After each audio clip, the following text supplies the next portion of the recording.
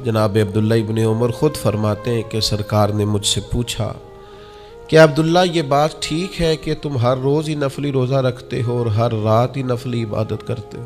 تو میں نے عرض کیا یا رسول اللہ صلی اللہ تعالیٰ علیہ وسلم ایسا ہی ہے۔ اللہ کے پیارے حبیب علیہ الصلاۃ والسلام نے فرمایا ایسا نہ کرو۔ وہ نفلی روزہ رکھتے تھے، ہر روز ہر رات نفلی عبادت کرتے تھے۔ تو محبوب نے ان سے تصدیق کرانے کے بعد فرمایا ایسا نہ کرو، کبھی روزہ رکھا کرو، کبھی افطار کیا کرو، اور فرمایا کبھی نماز پڑھا کرو، کبھی سو جایا کرو۔ کیوں؟ اس لیے کہ حضور فرمانے لگے تمہارے جسم کا بھی تم پر حق ہے، تمہاری آنکھ کا بھی تم پر حق ہے کہ اسے نیند آتی ہے، تمہاری بیوی کا بھی تم پر حق ہے، اور فرمایا تم سے جو ملاقات کرنے کے لیے آتا ہے اس کا بھی تم پر حق ہے۔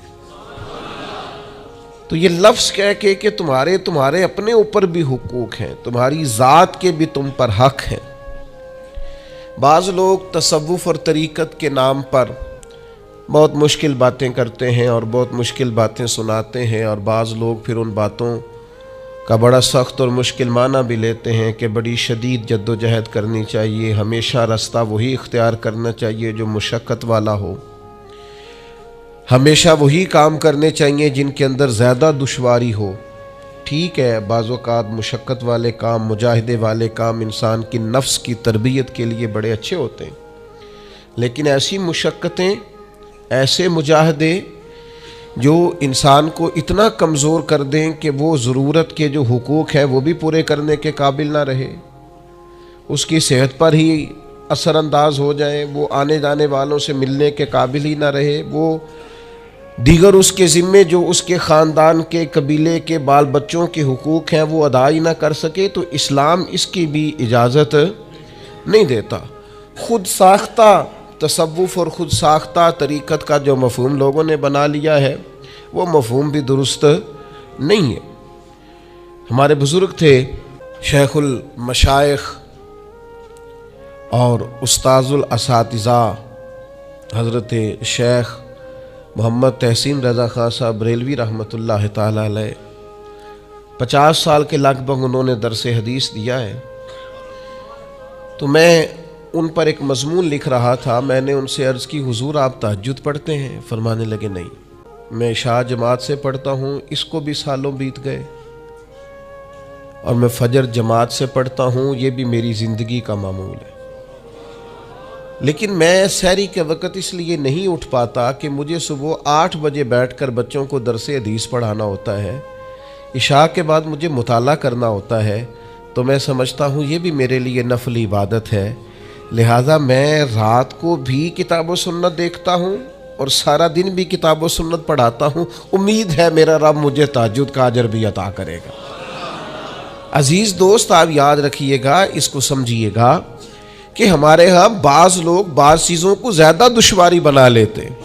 فلاں آدمی کو میں نے کبھی نفل پڑھتے نہیں دیکھا، یہ طریقت نہیں کہ آپ نے اسے نفل پڑھتے نہیں دیکھا تو وہ صوفی نہیں۔ آپ یہ بتائیے کبھی فرض چھوڑتے تو نہیں دیکھا،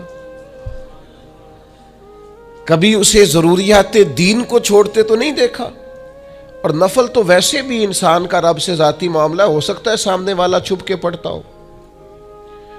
ہو سکتا ہے وہ کسی ایسے لمحے میں پڑھتا ہو جب وہ سمجھے کہ اس وقت مجھے تنہائی میسر ہے۔ تو حضور نے فرمایا تمہارے نفس کا بھی تم پر حق ہے، جن چیزوں کو اللہ رسول نے جائز قرار دیا ہے وہ کوئی شخص بھی استعمال کرتا ہے تو اس کو کوئی شخص ناجائز کر سکتا نہیں، کسی کو بھی اس کا اختیار اور حق حاصل نہیں ہے۔ بلکہ صحیح بخاری کے اندر سیدہ عائشہ صدیقہ رضی اللہ تعالی عنہ کی ایک روایت موجود ہے، آپ فرماتے ہیں نبی پاک صلی اللہ تعالی علیہ وسلم نے کوئی کام کیا، بعد میں رخصت دے دی، اجازت دے دی، فرمایا چاہے کرو چاہے نہ کرو، نہ کرنے کی اجازت دے دی، پہلے سرکار نے کیا۔ تو بعض لوگ ایسے تھے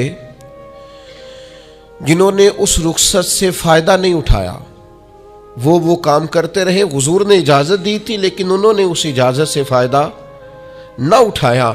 تو نبی کریم علیہ السلام کو جب اس بات کا علم ہوا تو محبوب نے اللہ کی حمد کی، اور حضور فرمانے لگے یہ بعض لوگوں کو کیا ہو گیا ہے کہ وہ ان کاموں سے بچتے ہیں جو میں کرتا ہوں، یعنی جس رخصت اور گنجائش پر میں عمل کر رہا ہوں اللہ کا محبوب ہو کے، وہ اس چیز کو چھوڑ رہے ہیں، اس سے احتراز برت رہے ہیں حالانکہ میں اجازت دے رہا ہوں۔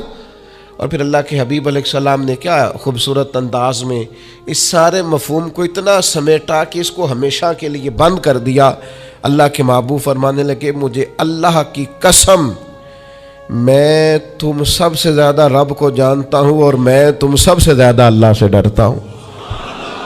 تو جب میں کسی گنجائش پہ عمل کر رہا ہوں، جب میں کسی ضرورت پر عمل کر رہا ہوں، تو یہاں ایک دوست تشریف لائے ہمارے پاس، تو وہ ہمیں مشورہ دینے لگے کہ آپ کے ہاں بچوں کو چھٹی ہوتی ہے تو وہ تقریباً 1.5 دن بنتا ہے، ظہر کی نماز کے بعد ہفتے کو وہ چلے جاتے ہیں اور اتوار کا سارا دن وہ چھٹی میں رہتے ہیں، تو یہ 1.5 دن پورا ان کا ضائع ہوتا ہے۔ تو یہ تو معاملہ ٹھیک نہیں ہے، اس طرح تو ایسا ہے نا کہ مدارس دینیہ میں کیا کام ہے چھٹی کا؟ تو میں نے ان سے کہا ہو سکتا ہے مدرسے کے طالب علموں کو بھی نیند آتی ہو سکتا ہے ان کا بھی کبھی کسی گراؤنڈ میں جا کے کھیلنے کو جی چاہتا ہو سکتا ہے یہ بھی اسی طرح کے لوگ ہوں جس طرح کے عام بچے ہوتے ہیں، ہو سکتا ہے وہ ساری خواہشات ان کے اندر بھی پائی جاتی ہوں جو باقی لوگوں کے اندر پائی جاتی ہیں۔ آپ وہ پابندیاں کیوں لگاتے ہیں جو پابندی اللہ رسول نے نہیں لگائی؟ جس چیز کو شریعت نے بین نہیں کیا ہم کون ہوتے ہیں اس کو بین کرنے والے؟ سمجھیں؟ ہاں ایک بات ضرور ہے، ہم اپنے وجود کے مالک نہیں ہیں، اس کا مالک اللہ ہے۔ وہ خالق ہے، ہم مخلوق ہیں، وہ معبود ہے، ہم اس کے عابد ہیں، وہ ہمارا مالک ہے۔ ہمیں اپنے نفس کو، اپنے وجود کو اس کی فرما برداری میں رکھنا۔ نفس کے حق کا یہ مطلب نہیں ہے کہ خواہش نفس میں اگر کوئی ناجائز چیز پیدا ہوتی ہے تو اس کی تکمیل کے لیے بھی ہم دوڑ پڑیں گے، اس کی شریعت کے اندر اجازت نہیں ہے۔ اجازت اس بات کی ہے کہ جن چیزوں کو شریعت نے جائز قرار دیا ہے، آپ اگر ان کا حصول چاہتے ہیں، آسانی چاہتے ہیں، تو آپ ضرور ان کو اختیار کریں، کوئی منع والی بات نہیں ہے۔ میں نے کہا بعض لوگ نا بعض چیزوں پر شدت کرتے ہیں، یعنی نبی کریم علیہ السلام کے صاحبزادہ گرامی حضرت ابراہیم علیہ السلام کا وصال ہو گیا تو نبی کریم کی آنکھوں میں آنسو آ گئے، تو ایک شخص نے حضور سے کہا یا رسول اللہ آپ بھی روتے ہیں، آپ تو صبر کا درس دیتے ہیں۔ تو نبی کریم نے فرمایا یہ جو آنسو نکل آئے ہیں نا یہ بیٹے کی محبت کی علامت ہے، باقی فرمایا میرے دل اور زبان پر وہی ہے جس سے میرا رب راضی ہوتا ہے، میں اللہ سے کوئی شکوہ نہیں کر رہا، اس کی تقدیر پر راضی ہوں، لیکن یہ کہ جو انسان پر اللہ تعالیٰ نے کچھ فطری محبت رکھی آپ اس کو بھی قبول نہیں کرتے بعض لوگ، تو کچھ لوگ بعض لوگوں پر زیادہ شدت کرتے ہیں، بعض لوگ بعض چیزوں کے معاملے میں زیادہ شدت کا۔ حضرت عمر کو نبی پاک نے کچھ نذرانہ دینا چاہا، ہدیہ دینا چاہا، ایک ہے آپ کسی سے مانگتے ہیں، ایک ہے کوئی آپ کو دیتا ہے، ان دونوں باتوں میں وہ جو تحفہ لینا دینا ہے اسے تو حضور نے فرمایا محبت بڑھتی ہے۔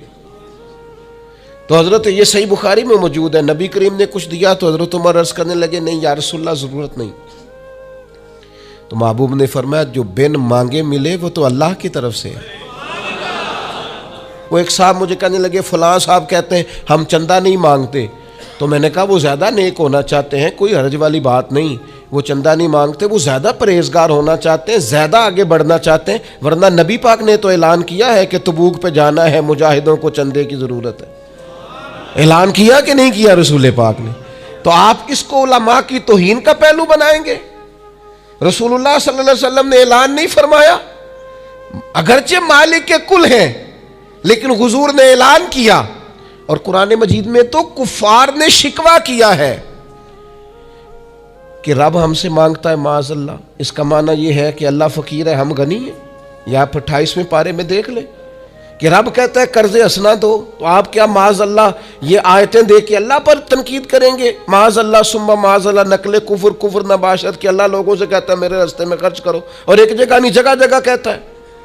آپ کچھ زیادہ نیک ہونا چاہتے ہیں، یعنی جس بات کا اللہ اعلان کر رہا ہے وَمِمَّا رَزَقْنَاهُمْ يُنْفِقُونَ، جو میں نے تمہیں دیا ہے میری راہ میں خرچ کرو، جس کا حضور اعلان کر رہے ہیں، ایک شخص کھڑا ہو کے کہتا جی ہو مولوی چندے مانگتے ہیں۔ او خدا کے بندے، جو کام عین کتاب و سنت میں موجود ہے تم کو ضرورت سے زیادہ نیک ہونا چاہتے ہو تو یہ تمہارا خود ساختہ دین ہے، یہ رسول اللہ کا دین نہیں ہے، یہ تمہارا. اور لوگ ہیں کہ کہہ رہے ہیں واہ واہ بڑی بات ہے.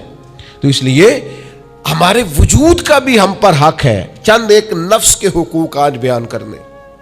سب سے پہلا ہمارے نفس کا ہم پر حق یہ ہے کہ ہم اپنے آپ کو پہچانیں، اپنی صلاحیتوں کو پہچانیں، اپنے اوپر غور کریں. قرآن مجید نے ارشاد فرمایا کہ بل الانسان علی نفسہ بصیرہ، فرمایا بلکہ انسان خود اپنے اوپر گواہ ہے، اسے اپنا پتہ ہے. بہانے بنائے تو بات الگ ہے، یہ خود پر گواہ ہے، اسے خبر ہے. انسان عالم اصغر ہے. ہم نہ اپنے آپ کو پہچانتے نہیں، ہمیں اپنی خوبیوں کا پتہ نہیں ہوتا. یہ جو ہم استاذ کے پاس جاتے ہیں نا، یہ جو ہم مرشد کے پاس جاتے ہیں نا، وہ ہمیں نکھار کے نا تو وہ ہماری خوبیاں ہماری آنکھوں کے سامنے کر دیتے ہیں کہ یہ تمہارے اندر صلاحیت ہے. وہ تراش کے نا پتھر کو تو اسے ہیرا بنا دیتے ہیں، وہ نکموں کو کام کا بنا دیتے ہیں.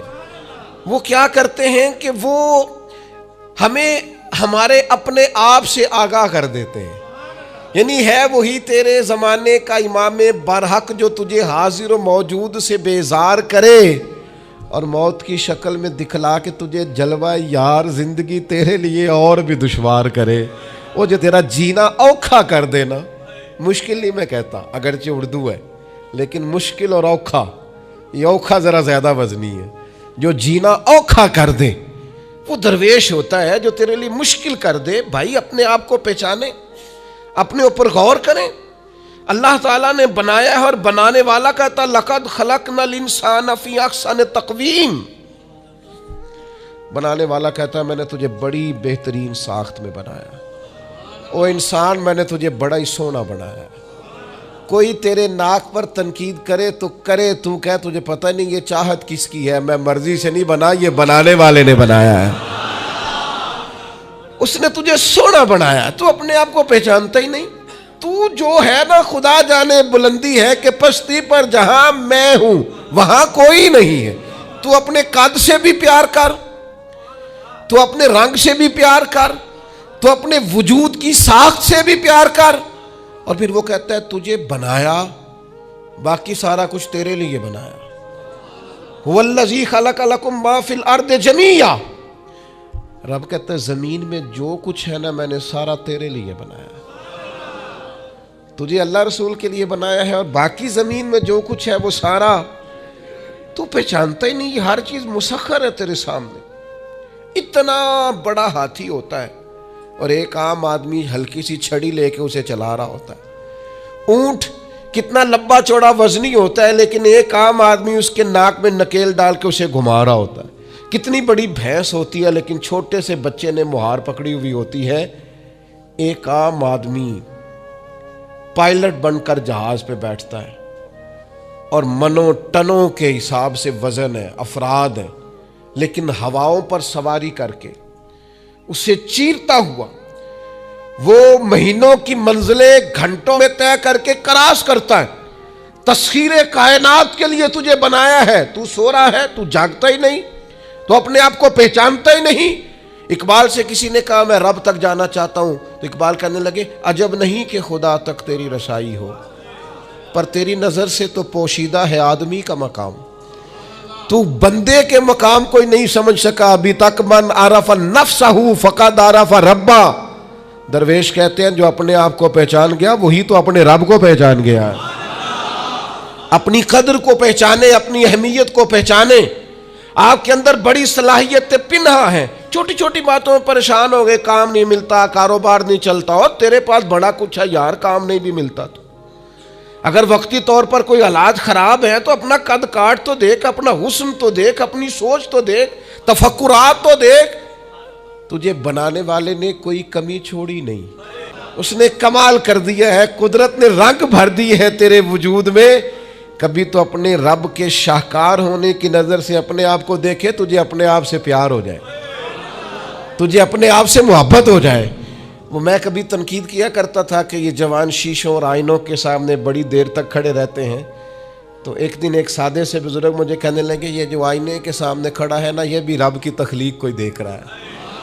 یہ کہہ رہا ہے کریم نے کمال نہیں کر دیا مجھے بنانے والا، حد نہیں کر دی، کیا حسن کے جلوے، کیا خوبصورتی اور کیا نورانیت اس نے پیدا کی ہے انسانی، اور پھر یہ جو دیا بن مانگے دیا۔ ایک بات یہ کہ اپنے نفس کو پہچانے، اور دوسری بات یہ ہے کہ عزت نفس کا بھی خیال کریں، اپنے آپ کو رسوا نہ کریں۔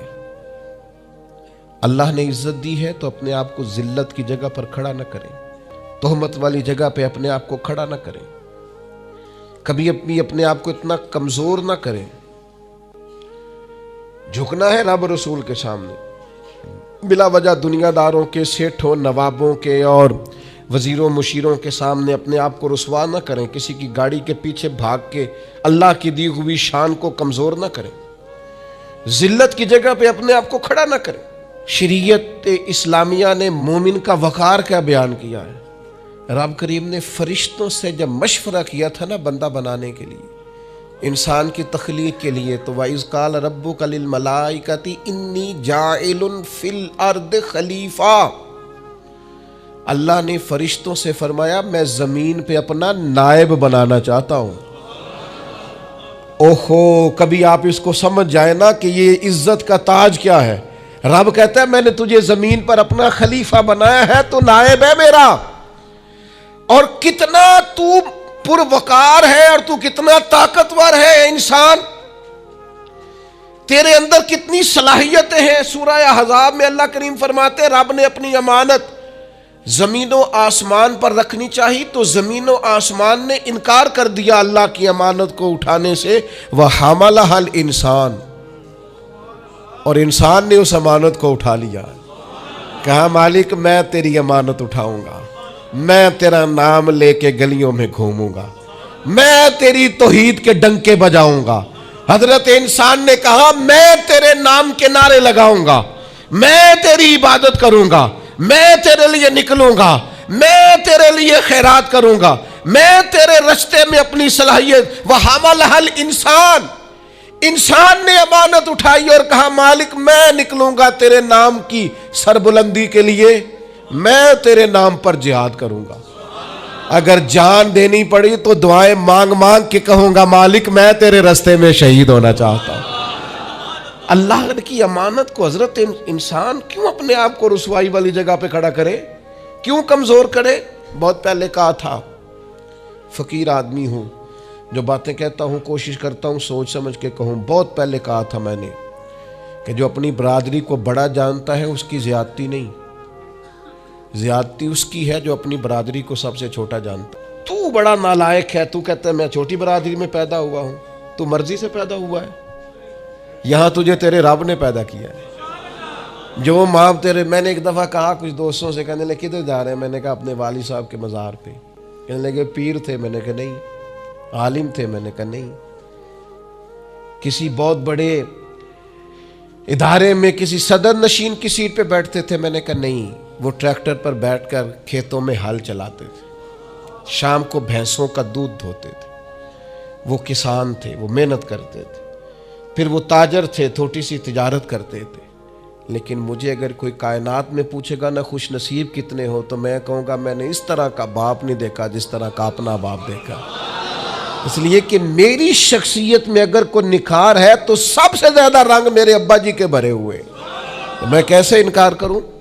سب سے زیادہ ان کے دیے ہوئے رنگ ہیں شخصیت کے اندر، ماں باپ کے۔ او بھائیوں، ناز کے ساتھ زندگی گزاری جاتی ہے، کبھی اپنے آپ کو رسوائی والی جگہ پہ کھڑا نہ کریں، کبھی اپنے آپ کو کمزور نہ کریں، مضبوط رہیں، طاقتور رہیں۔ اور تیسری بات، ایک تو اپنے نفس کو پہچاننا ہے، دوسرا اپنی عزت کرنی ہے۔ کس کی عزت کرنی ہے؟ اپنی عزت کرنی، تکبر نہیں کرنا، اپنی عزت کرنی ہے۔ عربی کے کسی شاعر نے کہا تھا جو اپنی عزت نہیں نہ کرتا اس کی عزت بھی کوئی نہیں کرتا۔ اب وہ آپ نے ایک عام محاورہ سنا ہوگا، اپنی عزت بندے کے اپنے ہاتھ میں ہوتی ہے۔ اس کا معنی کیا ہے؟ آپ کبھی بھی کوئی ایسا کام نہ کریں جس سے آپ کی ذلت ہو، آپ اپنی عزت کریں، آپ اپنی تکریم کریں، آپ اپنے وقار کو بلند رکھیں، آپ کبھی بھی اپنے لہجے کو، معیار کو کمزور نہ ہونے دیں. آپ فکری توانائی کا ہمیشہ مظاہرہ کریں، طاقتور رہیں، کمزور نہ پڑے کبھی بھی. اور تیسرا یہ ہے کہ اپنے نفس کی تربیت کریں. جس طرح انسان اپنے وجود کی نشو و نما کرتا ہے نا، وہ کہتا ہے یہ کھاؤں گا تو طاقت ہوگی، یہ کھاؤں گا تو بیمار ہوں گا، یہ کھاؤں گا تو میں فریش رہوں گا، یہ کھانے سے میری طبیعت میں درد ہوگی. اسی طرح وہ اپنی تربیت کرے، اپنی نشو و نما کرے، اپنی روحانی تربیت پر توجہ دے. وہ دیکھے یہ کام کرنے سے میری طبیعت گناہ کی طرف مائل ہوتی ہے، اس بری صحبت میں بیٹھنے سے میرے اندر بعض بری چیزیں آتی ہیں، اس کے پاس بیٹھنے سے سوچے میری گدلی میلی کچیلی ہوتی، اور اس شخص کی صحبت جو ہے وہ مجھے تازہ کرتی ہے، اللہ کے قریب کرتی. تربیت نفس پر توجہ دیں، اپنی باطنی کیفیات کو ملاحظہ کریں. اپنی تربیت سب سے زیادہ انسان خود کر سکتا ہے. بل الانسان علی نفسہ بصیرہ، انسان خود اپنے اوپر گواہ ہے. وہ خود محسوس کرے کہ کہاں کہاں میرے اندر غلطیاں ہیں، کہاں کہاں میرے اندر کمزوریاں ہیں. وہ ان ساری چیزوں پر متوجہ رہے. ڈاکٹر نے دوائی دینی ہوتی ہے، اور دوائی دینے کے بعد وہ کہتا ہے یہ نسخہ ہے اور یہ کھانے کی ترتیب ہے اور یہ آپ کی پرہیز ہے. اب مریض کہے کہ جناب ڈاکٹر صاحب کوئی نظر کریں آپ تاکہ میں نہ نظر سے ٹھیک ہو جاؤں، تو ڈاکٹر کہے گا میری نظر یہی ہے جو میں نے نسخہ لکھا ہے نا، یہی نسخہ ہے، یہ دوائی کھائیں. یہ وہ لوگ آتے ہیں پیر صاحب کے پاس، کہتے ہیں کوئی نظر کریں میں نیک ہو جاؤں. بھی پیر صاحب نے نسخہ بتایا نا، 5 نمازیں پڑھو، نماز کے بعد یہ والا ذکر کرو. پیر صاحب نے بتایا نا اس کام سے پرہیز کرو، تو آپ ان بات مانیں، انشاءاللہ اللہ شفا عطا فرمائے گا. آپ اس نسخے پر، وہ پیر فیض الحسن شاہ صاحب رحمۃ اللہ علیہ عالم معار شریف والے فرمایا کرتے تھے، مرید کہندے نے سانو نمازاں نہ پڑھاؤ، اللہ اللہ نہ کراؤ، ایویں ہی پہنچاؤ. تو کہتے ہیں یہ ایویں والا کام ہو سکتا؟ ہاں، جو شریعت کے احکام ہے وہ تو سارے کرنے پڑتے ہیں. اور پھر لوگوں کو نا ایسے موقع پہ بابا بلے شاہ جی یاد آ جاتے ہیں. کہتے بلے شاہ نو مرشد ملے ہے تے انہیں ایویں ہی جا بخشایا ہے. او نا 300 پہلی زمین ہوندی سی بابے بلے شاہ دی، انہیں سارے دیتی دی اللہ دی راہ وچ. ایویں جڑا جے نا وہ اے والا ایویں جے. نیرا شیر نہ پڑھو، پیچھے پلٹ کے دیکھو تو صحیح اس شخص نے کمال کیا کیا کیا ہے. مجھے اتنا نظر آ رہا ہے وہ بلے شاہ نو مرشد ملیا جنہیں ایویں جا بخشایا، وہ ایویں ان کی عاجزی ہے، وہ ان کی عاجزی ہے، وہ انکساری ہے. وہ کہتے ہیں کہ مجھے بہت زیادہ مشقت نہیں کرنی پڑی، ایک ہی مرشد سے سارا کچھ مل گیا ہے. یہ اس بات کا ترجمہ ہے، اس کی تشریح ہے. من مانی باتیں، من مانی آپ تربیت اپنی کریں، اپنے اوپر غور کریں. اور چوتھا، ہمارے نفس کا ہم پر حق یہ ہے کہ اپنے نفس کا احتساب کریں، اپنے نفس کو اللہ کی رضا کے مطابق ڈھالیں، اس کا محاسبہ کریں. جو لوگ حساب کتاب نہیں نہ رکھتے، ہمارا ادارہ ذرا بڑا ہوا ہے تو ہم نے اسپیشل اکاؤنٹ میں پکا بندہ رکھ لیا ہے. پہلے ایک دوست کام کرتے تھے رضاکارانہ طور پر، شام کو بیٹھتے حساب کتاب کر دیتے. کمیٹیوں میں ایک شخص کیشیئر ہوتا ہے. پھر اب ادارہ بڑا ہو گیا، نظم بڑا ہو گیا، کام بڑا ہو گیا. اب وہ ایک آدمی شام کو اگر بیٹھے گا تو کرے گا نہیں، تو مستقل ایک صاحب ہیں جو ڈیوٹی کرتے، نظام کو دیکھتے. کیونکہ اگر حساب کتاب نہ رہے تو چیزیں ٹھیک چل سکتی. سب سے زیادہ وہ تاجر ناکام ہوتا ہے جو کمائی کرے اور خرچ کا حساب ہی نہ رکھے، جس کو پتہ ہی نہ ہو آمدن خرچ میں بیلنس کیا ہے. اس لیے حضرت عمر رضی اللہ تعالیٰ عنہ ارشاد فرماتے ہیں اپنا حساب کرو اس سے پہلے کہ قیامت میں تمہارا حساب کیا جائے. اپنے نفس کا محاسبہ ضرور. ہم نہ ساری زندگی دوسروں کا حساب کرتے رہتے ہیں، فلاں کہاں سے کماتا ہے، کہاں کھاتا ہے، کہاں پہنچ گیا، کون سی سیاست کی، کس کے پاس اٹھتا بیٹھتا ہے، کہاں سے آتا جاتا ہے، چلاک بڑا ہے، فلاں سے مل گیا. اور ساری زندگی دوسروں کا خیال رکھتے گزر گئی. اس سے زیادہ بھی کبھی اپنا رکھا ہوتا نا تو بات کہاں سے کہاں پہنچ جاتی. محاسبہ نفس کرنا، اور کتنا کرنا ہے، اس نفس کو قابل بنانا ہے. حضرت سیدنا عبداللہ ابن سلام رضی اللہ تعالیٰ عنہ نے لکڑیوں کا گٹھا، پرانے زمانے کے اندر ایندھن لانا، لکڑیاں اکٹھی کر کے لانا، یہ بھی روزمرہ کی ڈیوٹیوں میں سے ایک ڈیوٹی ہوتی تھی. وہ ڈیوٹی آج کل ہم ماہانہ گیس کا بل دے کے پوری کرتے ہیں. یا اب بھی اس کی ایک صورت ہمارے پاس ہے کہ بہت سارے لوگوں نے سلنڈر اٹھائے ہوتے ہیں، گیس بھروانے جا رہے ہیں، تو اس سے کچھ عرصہ پہلے یا آج بھی دیہی ماحول کے اندر بعض لوگ شام کو لکڑیاں اکٹھی کر کے لاتے تھے کہ وہ آئیں گی تو کھانا پکے گا ایندھن کے لیے. حضرت عبداللہ ابن سلام رضی اللہ تعالیٰ عنہ لکڑیاں اپنی پشت پہ رکھے ہوئے ہیں، گھر کی طرف آ رہے ہیں. تو ایک شخص نے آپ سے کہا کہ جناب حد ہو گئی، گھر میں بیٹے بھی موجود ہیں، غلام بھی موجود ہیں، اور آپ یہ کام خود کر رہے ہیں. تو حضرت عبداللہ ابن سلام فرمانے لگے بیٹے بھی موجود ہیں اور غلام بھی موجود ہیں، اور ایک بات اور بھی شامل کر رہا ہوں، اللہ کے فضل سے میرے بچے اور میرے خادم میرے فرما بردار بھی ہیں، بات بھی مانتے ہیں. لیکن فرمانے لگے میرا نفس نہ تھوڑا بڑا ہو گیا تھا، یہ مجھے کہہ رہا تھا تو بہت بڑا آدمی ہو گیا ہے، تو بہت بڑا شخص ہو گیا، تیری بڑی شخصیت ہو گئی ہے. فرمایا یہ جو ذرا لکڑیوں کا گٹھا پشت پہ رکھا ہے نا، یہ رکھا پشت پہ ہے، لیکن ذرا حساب اپنے نفس کا کر رہا ہوں، محاسبہ نفس کر رہا ہوں، اسے سمجھا رہا ہوں کہ اتنا بڑا ہونے کی ضرورت. ہمارے بزرگ فرمایا کرتے تھے آخر تک اپنے استادوں کی بارگاہ میں حاضری دینی ہے. میرے اسا فرمایا کرتے آخر تک اپنے مشائخ سے جڑے رہنا ہے، آخر تک اپنے اساتذہ کے پاس آنا جانا. کچھ لوگ بے نیاز ہو جاتے ہیں نا، خود عالم ہو گئے اب استاد گئے، خود بڑے ہو گئے اب گئے. کہتے تھے آخر تک جانا، اس لیے کہ بعض لوگوں کے پاس جانے سے انسان کو لگتا ہے کہ نہیں مجھ سے بھی بڑے موجود ہیں، ان کے پاس بیٹھنے سے احساس ہوتا ہے کہ میں اتنا بڑا نہیں ہوں. اور بڑا بھی ہمیشہ وہی ہوتا ہے جس کا کوئی بڑا ہوتا ہے، جس کا کوئی بڑا نہیں وہ کیسے بڑا ہوگا. تو اللہ تعالیٰ نے بھی ہمیں قرآن مجید کے اندر یہ حکم دیا، یا ایھا الذین آمنوا اتقوا اللہ ولتنظر نفس ما قدمت لغد. اے ایمان والو اللہ سے ڈرو اور ہر جان حساب کرے، محاسبہ کرے، دیکھے کہ اس نے کل کے لیے آگے کیا بھیجا، کل کے لیے اس اپنا حساب کرنا ہے، محاسبہ نفس کرنا ہے. یہ نفس کا حق ہے. جس طرح کپڑے میلے ہو جاتے ہیں تو آپ پریشان ہوتی ہیں کہ یار یہ میلے ہو گئے بدلنے چاہیے، جوتے ٹوٹ جاتے ہیں تو آپ خیال کرتے ہیں یار مجھے آنا جانا ہوتا ہے، یہ مجھے ٹھیک کرنے چاہیے. تو نفس پر میل کچیل چڑھ جاتی ہے، لوگ حساب ہی نہیں کرتے.